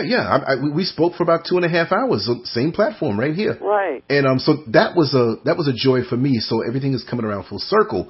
So to catch these stories, like what your positioning is awesome. But we were on the elevator. I was only 15 years old. Okay. Right. I mean, I had just barely gotten out of training in my basement. But because we had a friend in the neighborhood that had a connection, we ended up there. And so we're looking at Mike Mensah. Like, this guy's huge, even though he had clothes on. I'll never forget what he had. He had on some sneakers, some jeans. He had what's the type of blazer he had? Oh God, the fabric I'll remember. But Suede, yeah, brown suede. Wait a second. I'm psychic. You are psychic. It was brown suede, and it had the elbow patches on, really nice, classy, and he had a white shirt on, but he was huge. And so he saw that how we were looking at him as young kids, but he stood straight facing the door. And somebody was with him and tapped him and said, "Look, you got some admirers here." And he said to the guy, not because of us, but he was in a rush to go somewhere. He didn't even acknowledge us, but he was like, "I got to get out of here. I got to get out of here." Yeah, so he's all full of himself. See, he was not a mature, compassionate type being. No, he was very cold. What I picked up from that age, and then from reading about, he read. He was a very deep person as far as reading is concerned, but he never executed anything he learned. It was always just about him pushing himself to go as high as he could. But I find it interesting that what profit a man if he gained the whole world and loses his soul? But he loses his soul. For what will he exchange for his soul? Exactly. So that path is not. That's a very shaky height to be up on top of. I saw that ego. young. You know what? I walked away from that whole thing. I one day said to all my friends, I said, "You know what? I'm going to stop training in a few weeks. I'm going to continue for a few more weeks, and I'm going to either back off a little bit or completely stop. I'm still going." Well, you mean by meeting one person that was so arrogant? No. At that point, I was 15 years old, so I was gung ho to get into it. What I'm saying is that later on, when I got my fill of the losers and the junkies, the drug guys who were on steroids, but they were sniffing coke because they were on a strict diet and needed energy to train while on drugs. Oh my God, that is so sick. I didn't even know that happened. Yes, right up under your nose. I mean, like figure of speech here, right? Literally. Pun intended, right? No, I'm I know what not. you I'm mean, not going to yeah. drop names. I mean, I'll drop those names because they're. Well, drop the names of the ones that are dead. Yeah, definitely. But see, I don't know who's alive or dead as far as the regular gym members. Oh, yeah. No, I'll drop the names. But if I find, I don't think they're alive. Once I find out in our subsequent shows that we do, I'm going to drop names. But these guys, this is what turned me off to it. By the way, you know who would know who's dead and alive? Randy Roach. Wow. If you can find him. I got his Yes. number somewhere, but Well, if you can look him up, yeah. he's the expert of all. He knows the name of everybody doing everything and everything that happens. Well, we got to Everything. get him on. You know, we have a That's right, three-way that's right. conversation, and really this stuff is history. See, He knows everything. for you and I, and of course you've gotten further, you know, in your lane. But you and I, it's just a matter of thinking, and we go back. But when you take yourself out of it, sweetheart, you got to remember that there are kids who are heavy into bodybuilding now that look at those times like, wow, you mean you knew this person and knew that and remember that time and can articulate it? How many look, there was a list of bodybuilders that I found online that were dead, heart attacks, liver damage. And I mean, let me tell you something. Well, I remember Steve McCulloch. He killed himself. Yes, isn't I that was something? just told that. I was in his competition in 1982 in Plainville, New York, at Plainview High School, and it was July of 1982, and I did very well there. I think I got second place behind my buddy Mike Scott. So since it was my buddy, it was like I won my class, he won his class, but so it was like I won. But he was there, and one thing I will say about him, he was very much pro the bodybuilder. You know, although the drugs in his gym, the drugs in his gym were off the chain. It was a drugstore. Okay. And there are guys who competed for him. They called them Maholics Monsters, and they were on all. And I guess back in those days, not that there is no way to do drugs, okay, but they really didn't know what they were doing. Now they're a little more scientific. They have a little more technology.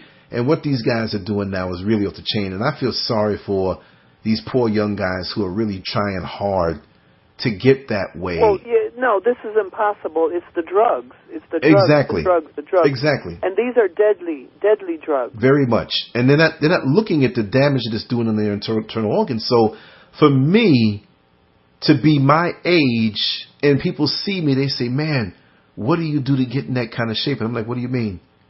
You're training, right? And I say, no. I said, I haven't been in the gym on a regular basis since April of 1985. So in actuality... Oh, wow. And you still have muscle? Yes, I do. Yes, oh, wow. I do. Okay. What? You must do something, nothing? No, just work in the yard. Okay. But my mind has never gone away from that mindset. Strength is in the mind. And that's true. Because I really put down some serious training in my formative years, that is the normal for me. Mm-hmm. That is the normal. And see, whatever is your normal, you go back to easy.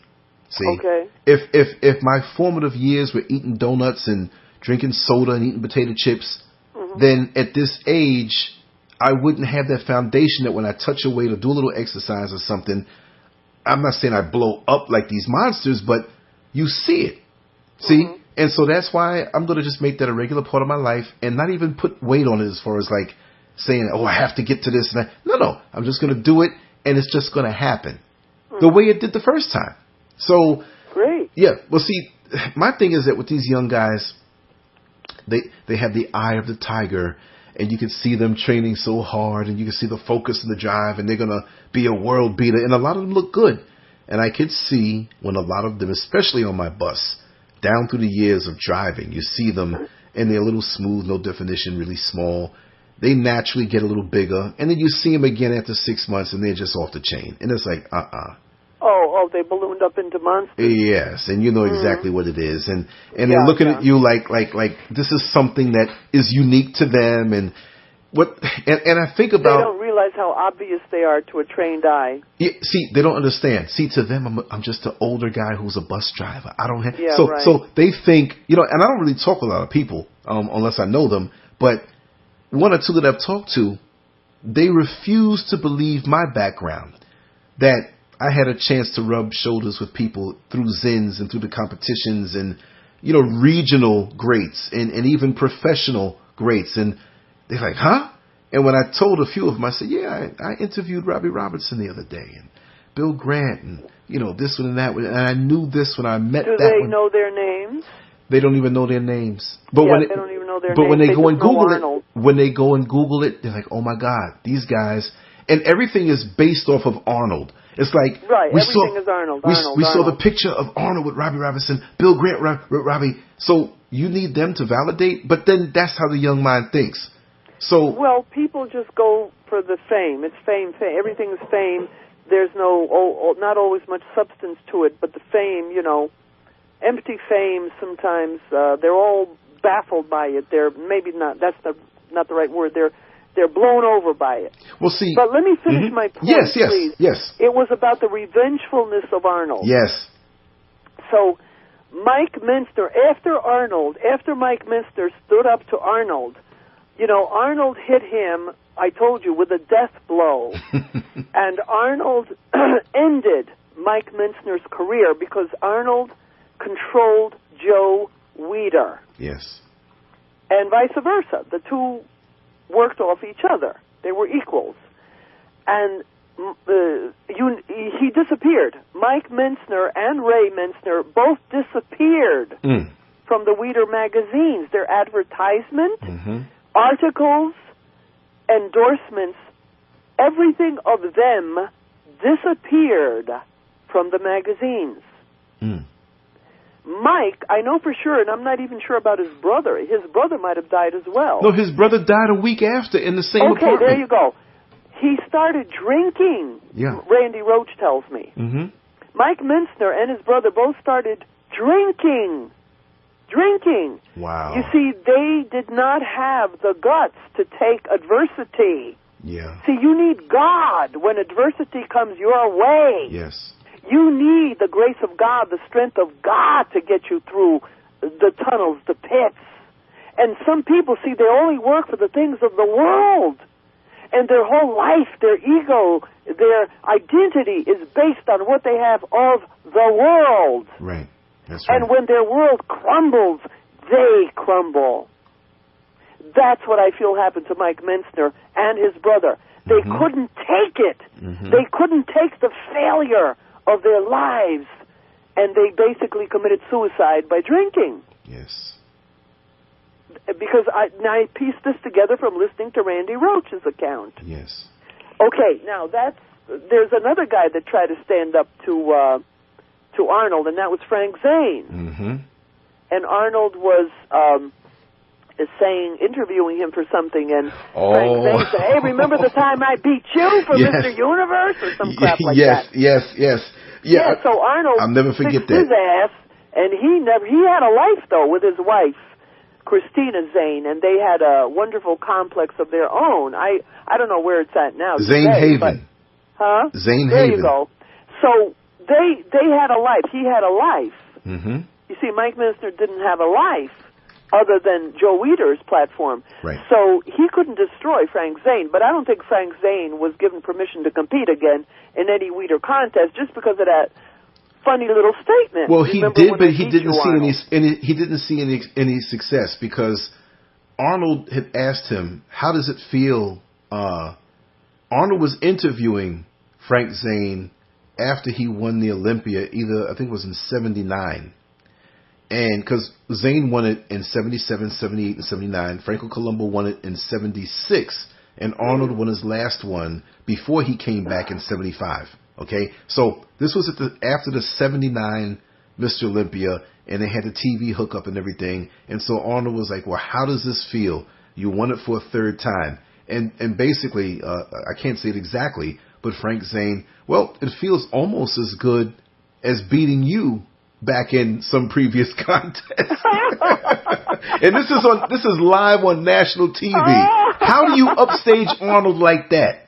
How do you upstage him? Yeah, with his ego. How do you? And he did it, and he got away with it for a time, and that was the buzz. He didn't get away with it. Arnold has his number in his book. Well, yeah, of course, but he you can't take that live feedback. It went out into the world. And see, I don't know, I'm going to try to find that on YouTube, possibly. It's out there somewhere. But that really shut him down. You can't upstage Arnold like that. And so he can't. Oh, speaking of upstage, now let me tell you what. I have an anecdote about one. He had several reasons to destroy me. And the story of my bodybuilding career is partially a story of Arnold Schwarzenegger trying to deprive me of all recognition for what I had accomplished. And how it took me 30 years to beat Arnold, and I did it. I did it. I succeeded. Now, there were several reasons why he wanted to do me in. One was I cuckolded him with, and he wasn't my type, and I went out with his best friend Franco Columbo instead of him. So he had it out for him. But that wasn't all. There was more to it. In 1974, we were preparing for a Mr. Olympia at the Felt Forum, where Arnold would compete against Lou Ferrigno. And I was in the women's contest. When I appeared with the promoters to talk about how we would advertise and promote the contest, you know, I'm very gung-ho, and I did whatever I could do to promote the show. And so we appeared, myself and another contestant, appeared on page 5 of the Daily News, parading down the street in our bikinis. Right. Arnold literally got angry and said, "How dare you promote our contest with the girls instead of us guys," meaning who are so important, us guys, and those girls are nothing but a bunch of tits and ass bimbos. Right. And here you have us, not on page 5 of the Daily News, but you got this bitch, Kellie Everts. But he had no problem getting down on his knees to no, backstage. That's different. Yeah, exactly. And it wasn't to pray. It wasn't to pray, and it wasn't to propose. Now, hear me. There's more to this. This is important. Yes. And I wish I had a picture of this, but I can't find any. At the end of the show, Arnold beat Lou Ferrigno. I don't know how, but he beat him. He probably shouldn't have, but he did. Just like all the other contests he won. Right. Lou Ferrigno was more muscular, in my opinion. I was there. I looked at it. Right. But when I competed, I won the best body. These are all political. So the number one winner is always the political choice. I got 2 trophies, one for second place and the best body. But the best body doesn't get first place. The political choice gets first place. Right. But I had 2 trophies. So I did something bold. All the men were posing at the end of the show on the big platform. Including Arnold. I know what you did, but go ahead. You know what I did? I jumped up on a stage to pose with them. Yes. For the whole entire world press. Now, being the pioneer that you are. Yeah, that took a bit of boldness, but that's who I am. So I jumped up and then I started posing next to Arnold. Do you know what Arnold did? What did he do? He literally, step by step by step, by pose, literally pushed me off the stage. Wow. Pushed me off the stage. I wish somebody had snapped pictures of that. I know there are pictures existing somewhere of it. Somewhere, yeah. Somewhere, but I've never been able to get hold of them. But just shows you how revengeful he is. Now, his ego. This did not end there. He then knew that I was getting credit for bodybuilding. And so he chose another girl to take my place. And he was dating her. So she was on his side, right. You know, as far as acceptance of him. So he's dating her. And he promoted her and helped her in every way imaginable, including getting her a book published. But God was on my side. God was on my side. At the same time, I was working on the first book by a woman, by a female, female bodybuilding book, signed, you know, with the author as a female, myself. Right. Through the grace of God, I worked like really hard at this, and I did get a contract with Mr. and Mrs. Leitner, and we put together a book. Meanwhile, Lisa Lyon, Yes, I remember her. Arnold pushed her and got her a publisher. Got her a publisher and made them publish a book called Body Magic. I remember My that book book. was called The Ultimate Woman. I beat her by 3 months. If my timing had been 3 months off, Right. she would have the first book by a female bodybuilder published, but I had the first book Amazing. called The Ultimate Woman. And it was advertised on the Phil Donahue show for 1 week at the cost of $16,000 by my publisher. Wow. So, of course, she had all the backing of Weider and Arnold, and yet, years and years down the line, I had to fight to get recognition for what I had truly done, and I had to prove it with dates, prove it with articles, prove it with authentic facts. And with every scrap of documentation that I had, I put it all on the Kellie Everts website, and I spammed it. I spammed it to every bodybuilding venue in the world.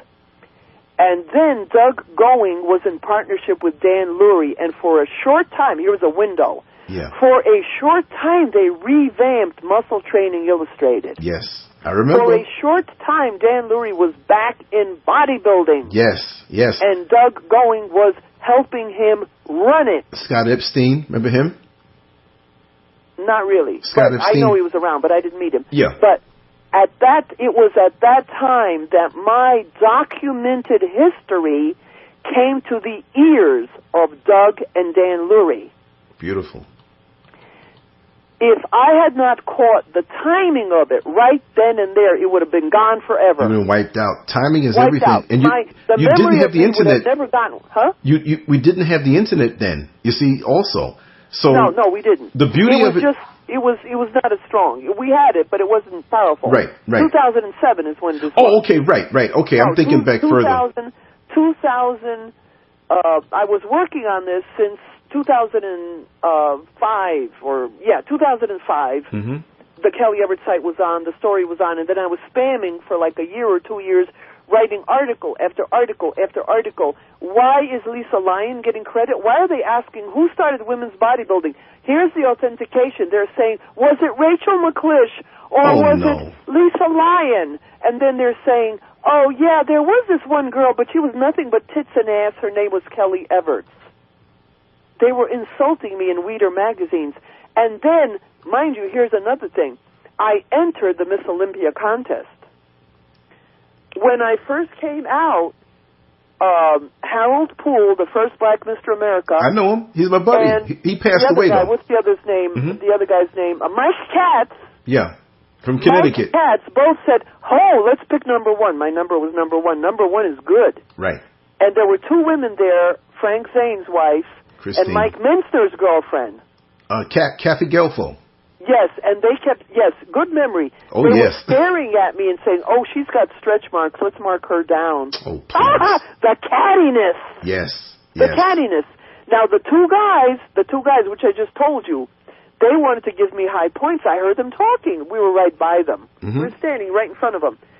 Then came the break. Here comes Arnold Schwarzenegger and Joe Weider. Uh-oh. The votes were reversed. Instead of first place, they gave me last place. And they advertised, Kellie Everts, last place. They couldn't wait to rub it in. Yeah. You see, that's how it worked. That's terrible. That's how it worked. But they you know what? on purposely. This was the revenge of Arnold. Now, then when they wrote on Wikipedia about my bodybuilding, a guy from Joe Weider kept changing it, said she had nothing to do with the beginning of female bodybuilding. That's fair. She had nothing to do with it. That's not fair. Because anybody can get on Wikipedia and change facts. Right. Well, they kept, every time we put she was, the foundress of female bodybuilding, the Weider guys went in and erased it under the direction of Arnold Schwarzenegger. Now, that no longer worked when I got the facts completely authenticated, and then Dan Lurie and Doug Going and the World Bodybuilding Guild decided that they will award me. And at the show where they had Sergio, Harold Poole, and all the greats of the 70s came forward, I couldn't go because I hurt my back. Mm-hmm. But they gave me the award, the progenitor. I beat Arnold, yes. and I won what I deserved. And now you need to keep on thumping your chest with standing over him in victory. And see, the thing is, this is another phenomenon that I understand about the transition into the cyber world from our time. Mm-hmm. Okay, that there is so much history out there that has not been uploaded and documented that it's going to go away. And nobody's going to remember it because nobody inputted it. Nobody put it into a book. Nobody put it in. Well, once you put it out there, it's there. It's on my website. Yeah. It's on my book, The Origin and Decline of Female Bodybuilding. Exactly. It's not going to go away. Right? I'm not saying for you because you did the right thing. Yeah. And you brought it back. And conversations like this keep it alive because this is going to go up on YouTube and on my site and everywhere else. But this is why it's important, and this is why you put this on YouTube. You put pictures with it. I'll put pictures with it. Yeah, I'm actually making a graphic right now as we speak. I'm taking different photos, and I'm going to have different photos play along. But this is the introduction to Rasa, to Kellie, whichever, otherwise known as, but the whole tree, not just one branch. But we're going to have, because you are too rich. I can't have an hour or two conversation with you and encompass all that even the present, I won't say manifestation because it's an evolution, but the present you, the past you, everything in between, that other people can relate to. You dropped a lot of wisdom tonight and you have different stories. I want to talk about Arnold, not the whole time in another conversation, but I want to talk about that world and things you've seen, things that nobody else can say other than you. Because that goes in fitting with him and other platforms. And this is what we must do because people are going to listen to it and they're going to be amazed and there may be some people who will remember certain things. We might get some photos out of this conversation of the time when Arnold pushed you off the stage with posing. Oh, there you go. Yeah, that would be great. I've been wishing for that. Because let me tell you, I've gotten people who have known me from the bodybuilding days reach out to me that I didn't know. They knew me. They looked up to me and I was glad to be in the company of the people at Zen's Gym. So you never know who you affect. And when you put these things out, you can be Googled. People can search things. You know how to tag it right. People reach out to you. I've met former competitors that I beat, and they looked up to me and they said, man, why don't you get back in shape and come back and compete? And I told them, I said, listen, I'm going to get back in shape, but I cannot think about competing at first because I will go too crazy and injure myself because I do have some dormant injuries. Well, what they should do for bodybuilding contest is have an age, the 20s, people in their 20s, people in their 30s, 40s, 50s, 60s, 70s, 80s, 90s, competing against their own age. Exactly. Because you can't, if you're 60, you can't compete against a 25-year-old. But you can compete against other 60-year-olds. That's beautiful because, see, your body goes through natural changes. You can look good at any age for the age that you are. Right. You're not going to compete against... You shouldn't have to compete with people 30 years younger than you. Yeah, the natural testosterone that they have that they may not have as much of when they get a certain age unless they're taking shots. Right. And you still have that. And then you have a lot of guys who are in their 50s who go ahead and do that because of the decline of testosterone that they have that's still there, but it's declining. We all have a curve. We all can decline. The guys who are consuming alcohol and drugs, they're hurting themselves. So they knock themselves out of the box. Me, I remember, I know my body. It might have been in the garage dusty for a little while, but I still know it. Like yesterday. So I have an advantage over somebody who's never done it before. You know what I mean? Yeah. You have a muscle memory. Yeah. And so this is, like I said, this is why you are so important. And, God, there's so much we have to talk about. We just scratched the surface. We covered what was important to me about the revenge of Arnold. Yeah. And how I had to beat Arnold to get recognition. Wow. I had to literally beat Arnold. And I want to say this to you. Yes. What Arnold did was demoralize me. Yeah. Just like he did Mike Mensner. Yeah. But you were strong enough. I was humble because I have the power of God within me. Mm-hmm. See, Arnold couldn't beat God. That's right. See, had I been in the skin of any other woman, was I not a woman of God, Arnold could have won. But he cannot beat God. Yeah. So that is a great victory to me, and it took me forever. But when I came back on the scene, proclaiming who I was in 2006, 2007, you have no idea the opposition I got from women. You have no idea how much opposition I got from the women. I opened the iron door for these bitches, and they came after me with daggers and knives. They denounced me. They said, she does not represent us. She's tits and ass. She's a pornographer. We don't want her to have anything to do with us. We are clean. She is dirty. We don't want her in bodybuilding. She poses nude. It's crazy. You have no idea what they did. Then when I got onto the internet and I got on all the bodybuilding blogs, they try to scratch my eyes out again. Oh, you dirty pornographer. Oh, you're not a real bodybuilder. You're a pornographer. You're this, you're that. The same bullshit. And meanwhile, they're all on drugs. Exactly. I was just thinking the they're same all thing. On freaking drugs. wait. They're condemning me. But wait a second. You're not just a terrible pornographer when he was on his knees. What happened? Look at the double standard. I guess he liked pornographers. Exactly. Oh, he's good.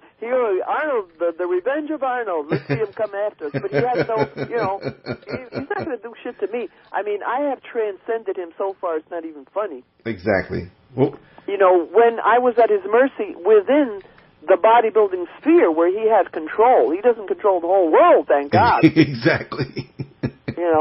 But I beat him. And it was a window of opportunity ordained for me by God.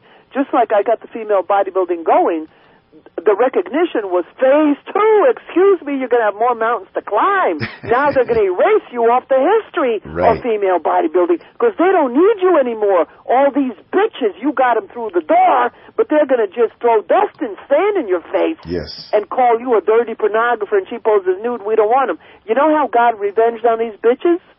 How? It's in my book. It's all explained in the book. Yeah, we're going to make people origin and decline. Yes. We can't spill too much on that. We have to have people pick up the book. You can tease them. You can tell them. Yeah, you can tease them a little bit, but the book is going to have everything in there, and I have to make sure to read this from cover to cover. And it's just amazing. See, you've always known this, but you're a walking, talking history book on that level. And with the sum total of all our experiences, and you have so much from the horse's mouth because you were there. You're not a person who's looking from the outside in. You're not a person who's going on what somebody else said. You were there. And it wasn't just a matter of you being there. You were there center stage on many levels. So that I know. Well, the revenge of the karma, and I believe, and I think you agree that there is a powerful karma. Yes. That no one can escape. Yes. And the powerful karma against the women who denied me, the foundress, the one who opened the iron door, was that eventually the men that I fought and broke through their ranks, those very same men, the organizations, closed the door on the women. Isn't that something? They closed the door. I believe sincerely that if those women had acknowledged me, if they had given me credit instead of denouncing me and degrading me and saying that I was nothing and nobody and whatever, and they claimed how important they were, of course, and all drugged up, drugged up. And all being pushed and saying, I'm the one, I'm important, I'm big, I'm all ego, ego and materialism, Yeah. I made very little money, almost none. In the bodybuilding world, almost nothing. Within bodybuilding, I made zero money, zero. Now, I made money elsewhere, like when I did the Playboy article, they paid me, and when I did the book, they paid me. But in the bodybuilding world, they never gave me a penny. These bitches were making money. They were making thousands of dollars from my getting them through. Now, in the prize money escalated from very little up until Kim Chevesky. Kim Chevesky, when she won, she was the most muscular woman who ever lived, won $60,000. Are you there? Yes, I'm listening. You're so silent. Yes, She I'm won absorbing 60,000. this. Yeah, this was like, what was it, like 1986 or something. And she was the end. That was the end. It was the end, yeah. It was the end. From then on in, something happened. A new company took over. It was like a guy named Zucker or something. Yeah. And this guy named Zucker saw how muscular the women had gotten. This was the fear. This was the paranoia of the men right from the beginning, that the women would become as muscular as the men, and that the women would eclipse the men, and that they would look like men, and the men would look obsolete, the men would look weak, because the women were so muscular that the men made the men look bad. Right. And that is precisely what happened. That's what we always said. You know, we who didn't do drugs, like Lisa Lyon and I agreed on that, we both said, well, women can't get as muscular as men. But we forgot. We forgot that the bitches will start taking drugs like the men take. And they were taking testosterone right from the day one. I know the some Miss personally. Olympia contest. And, Yes. there were girls with mustaches. Yes, and their clits would get enlarged and never go back down. Their Clits voices would got get to be deep. as, like cocktail sausages. They had a rank smell from their vagina, the guys tell me. Yeah, yeah. And they became extremely hostile and angry and belligerent. If a guy tried to pick them up, they'd chew his head off. You know, if they didn't like him. They're ready to kill. Yeah. They got roids raised just like the guys. Yeah, and it affected them even more because they weren't even used to having a certain amount of testosterone. Now they're flooded with it. Men at least were used to having it and just got more of it, but the women had very little, and now they're getting these overwhelming amounts and getting the secondary sexual characteristics of you know, men. And there are some. So it was quite a phenomenon because we in the beginning did not anticipate the women taking heavy drugs right off the bat, right off the beginning. That's right. They started with the testosterone, and then they, you know, segued into all the, you know, artificial drugs that the men were taking. Exactly. You know, they were, but it proved something. It proved something to all of us, however, and it's a negative thing, but it did prove something. It proved that the men were taking the drugs, and so the women, if the men were taking... I'm sorry, I forgot to tell you. Then Weider began testing only the women, but not the men. Wow. Only See that? the women. And you know, Arnold the had a little something to do with that, I believe. Huh? Arnold had a little bit of, Probably. a little bit to do with but that. when they tested the men, when the men had to stop taking in the Weider contests, this will give you a laugh since you're black or part black. The black guys stayed quite muscular, but all the white guys look like Popeye without the drugs. Exactly, that tells you a whole lot. So they said, forget it. Forget that shit. Go back on your goddamn drugs. Exactly. We'll just test the women. Wow. So I thought that was crazy. Wow. And amazing. So now what happened was this guy. I didn't look up anything before we talked, but his name was like Zucker or something, and they sold the Weider Enterprises to these people for like a huge amount of money. And this guy Zucker took over the women's contest, including Miss Olympia. And here's what they did: he hated to see the women looking like that, that muscular. It probably, you know, hurt his masculinity. And so what they did was they switched the women's contest into a third rate. You know, like Vegas, you have the headliner, and then you have stages. I don't know if you've ever been to Vegas, but then they have stages where they're secondary and third-dary, you know, where you go through a lounge, you don't even have to pay, and you see a show. So they stuck the women, on the Miss Olympia, onto a place that was in the facility, but it was like off to the side. Wow.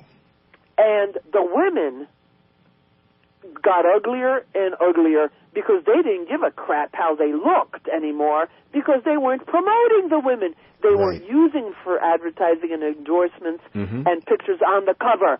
They stopped promoting female bodybuilding. They put it into a sideshow, and the women became ratchet ugly, but muscular as freaking hell.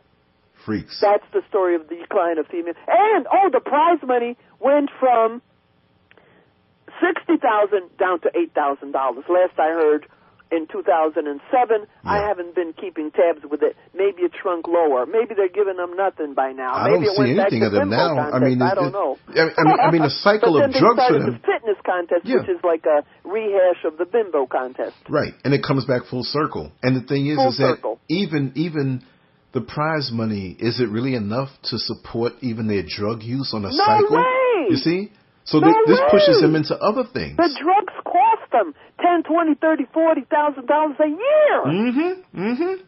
And the prize money is less than what they paid for their drugs. So forget about rent and a car or mortgage or normal life and health benefits. Hobby. It has become an expensive hobby for these women. Yeah. Again, the unfairness is beyond belief. Unless they're kept by some man. Well, that goes without saying. You know, we can prostitute ourselves. We can do whatever we got to do. But it's not coming from bodybuilding. The money, it's not coming from bodybuilding. Right. I mean, one girl that I interviewed, she was a bitch. She denounced me. She's a pharmacist and she's wealthy. And, she has a husband, and they live in a mansion with leather-covered furniture. Wow. So she's a pharmacist making probably $100,000 a year or more. And so, so she can afford to be in bodybuilding. Much she probably more. knows how to get because the drugs. she knows her stuff. She can self-administer and get the stuff there you go, exactly. and make money off of other people. Precisely. So she's doing, at the time I was doing my research, 2006, 2007, years have passed.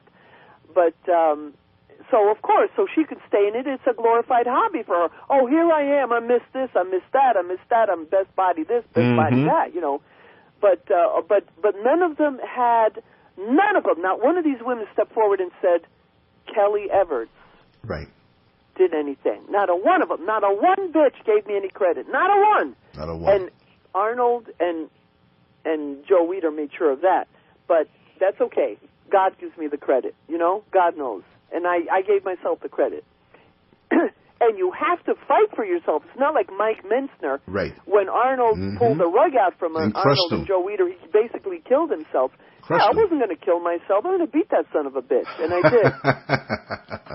You have to be a fighter in life, and that takes a lot of willpower, a lot of energy, and a lot of health.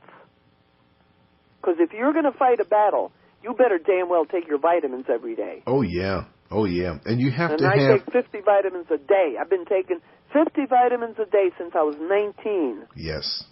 And some people that have seen my nude pictures recently say it's a miracle. Yes.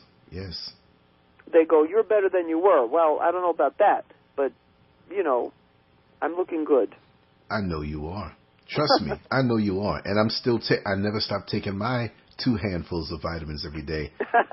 Every day. I mean, I take so much stuff, but it's good for me. It's not overkill like some people want to say. And like I said, my food is freshly cooked from scratch.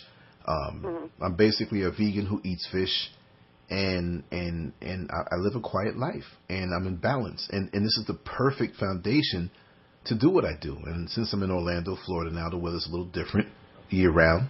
I'm going to get into those healthy things. When did you move to Florida? 2001. I've been down here. Okay. I've been down here since, and it doesn't even seem that long because, see, I still dream New York.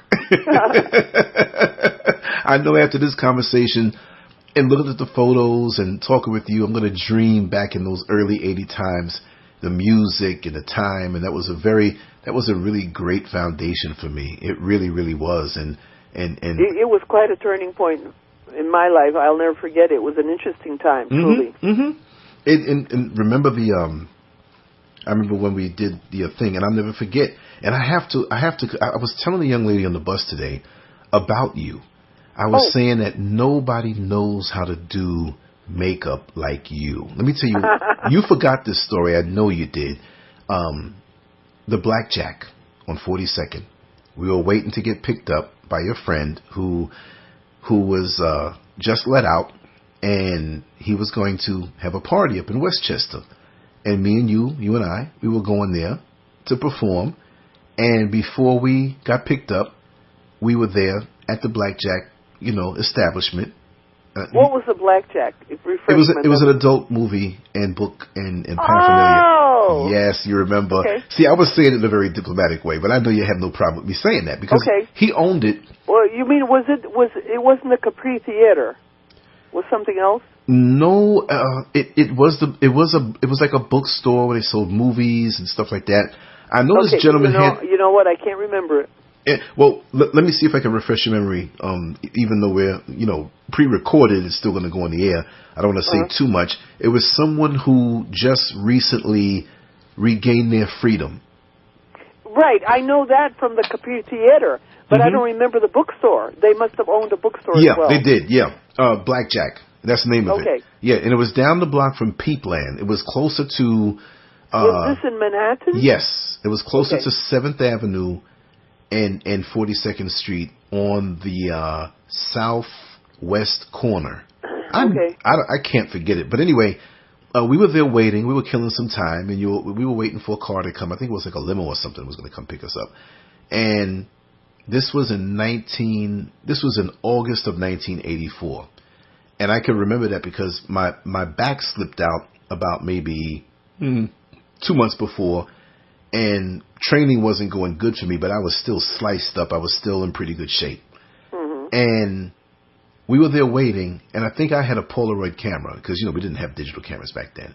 And I didn't have a real camera. I just had a Polaroid camera. So we were there, and there were a couple people with us. And so I said, Kelly, let me get a few shots. And actually, we had took some shots together when we were at the party, and I can't find them. Somebody out there has them. It was you and I next to each other, and we both were topless. So, beautiful shot. And I think I had an old girlfriend who was jealous or something and got rid of the pictures. Yeah, I remember her. Yeah. So she was really upset. Yeah. Intimidated. Your power. It had nothing to do with your body. It was beyond that, But anyway, you said, well, I want to look the best in this lighting. And I'm like, wait a second, you look damn good already. and you said, I'm going to show you something. I'm going to do something with my makeup. Just give me a second. And everybody else there felt there were one or two other young ladies there. They weren't coming with us to the party, but they were there. So they were going to be in the picture. So I guess they felt their makeup was okay, which you don't really need it, but, to enhance and have that. You are larger than life as far as your persona, but, we have to do what we have to do. So you took your time and you pulled out your stuff, and you only took like 90 seconds. Not even that, maybe like a minute. And you said, okay, I'm ready to go. And then you said even ahead of time, look how I will stand out in this photo, not to put anybody else down, but look how I'm going to stand out over and above everybody in this photo. So we're like, okay. I don't remember all this shit. Yes, you're great. You don't understand. You looked up at the light. You said, I'm going to stand right here. I snapped the photo. Everybody else's face looks so mediocre. Your face jumped out and looked so alive. And I can't say look better because you look good then and now, but it just looked perfect. Oh, and weird. we were all bedazzled. And then they saw what you did. And they were still asking you, what did you do? And you said, well, it's as a stage performer, burlesque, you understand lighting. You understand where to stand. See, you're so much the consummate performer that even your crumbs that you drop on a person is a heavy thing. So you threw us that nugget. And I never forgot that. It just looked like, it just stood out. It just stood out. It was like they were in the background and only you were in that photo. Even though you all... so strange. I have no idea about I never forgot that. And I wish I had that photo. I wish I had it. That is so weird. You couldn't have photoshopped that photo to look any better. You photoshopped the photo in the photo before Photoshop was around. Let's put it that way. How weird. I don't remember this at all. I do remember people being startled when after I messed with my makeup. Yes. Or I put, something, arranged something, or did something. Mm-hmm. It's kind of like the same thing happens with my male models. When I start photographing them now, mm-hmm. I start out with some guys that look pretty bad, and I quickly size up what is wrong, and I quickly make corrections on them with costuming and lighting and posing and everything, and they go from looking bad to looking like a Greek god or an Adonis. Well, you know that. You see, that's a gift of yours, and that's just something that can't be denied. And I just wish one of my only things that I think back on when I was in really good shape and we did that photo shoot together. Remember? We did. Do you remember we had a whole bunch of photos taken by the gay guy? Yes. Do you remember that? Yes. I'll never forget it. He came in because he saw me on the Phil Donahue show. I think it was Phil Donahue. Mm-hmm. And he came in and he took pictures. It took me months and months to get those pictures out of him. I almost fell into despair because that dirty, freaking, excuse me, but I mean, he was I can't say what he was. I'm not going to say it. This is a radio show. Exactly. He just had an excuse. Every time I called him to bring the pictures, he had another excuse. It took me months of begging, months. He finally showed up. He gave me contact sheets and a few 8x10s. Most of those pictures that I put on my website from Zin's Gym came off contact sheets, which are little goddamn thumbnails off a page. Right. And I had to enlarge them. There was a whole series with you. Mm-hmm. And that bastard pretended to me that they were all too dark because he didn't want to give them up. Yeah. He didn't want to give them up because he wanted to keep those pictures for himself. And that robbed me because I was in fabulous shape then, man. And I'll never see them. I tell bodybuilders, I always tell them, and they don't listen to me, take pictures now. Right. Now, before it's too late. And take as many as you can. Yes. They always think they're going to get better. Right. Oh, no, next week, next month. Take them now. You can always take them now. again. You can always take them later on. Yes, take them now. Mm-hmm. But they don't listen. But that bastard deprived me of the pictures with you. Those pictures would have been extremely valuable to me and to you. Yes. But he deprived us. And I'm sure God deprived him of something. You know what I mean? Exactly. Everybody's going to get theirs. Because that was cruel. Yeah, and I was a young guy, and I really was in great shape. You were 19, you were in the tip-top shape, and the pictures with you, I'm sure they were gorgeous. And he pretended they were all too dark. I said, what happened with Lance, with his pictures? Oh, they were all too dark. No, they weren't. Right. They weren't too dark. They were all perfect. Lance, let's continue this at some other time because I have to get up in the morning. Yes, definitely. So. Oh, beautiful. Yes. So we gotta hit it a couple of times according to your schedule because and before we go, I want to say this. With me driving the bus, the clock rules my life when I'm on the bus because you have to be there this time. You're down 3 minutes. You're behind 15 minutes. You have to do this or that. When I'm off, whether it's home or just days off or a week or two off or whatever, I get rid of the clock. But I still get stuff done. So this week, it doesn't matter when, what time, as long as I get my rest and we're up. Look, I'm working now. Oh, I'm up all hours. Well, I sleep this late. will work. I'm up late. This will work. I have a weird schedule. This will work. Night owl. This will work, definitely. So we're just going to flow that way, and whatever comes to your mind, whatever hits you in your heart, you say, I want to talk about this. We're going to talk about it.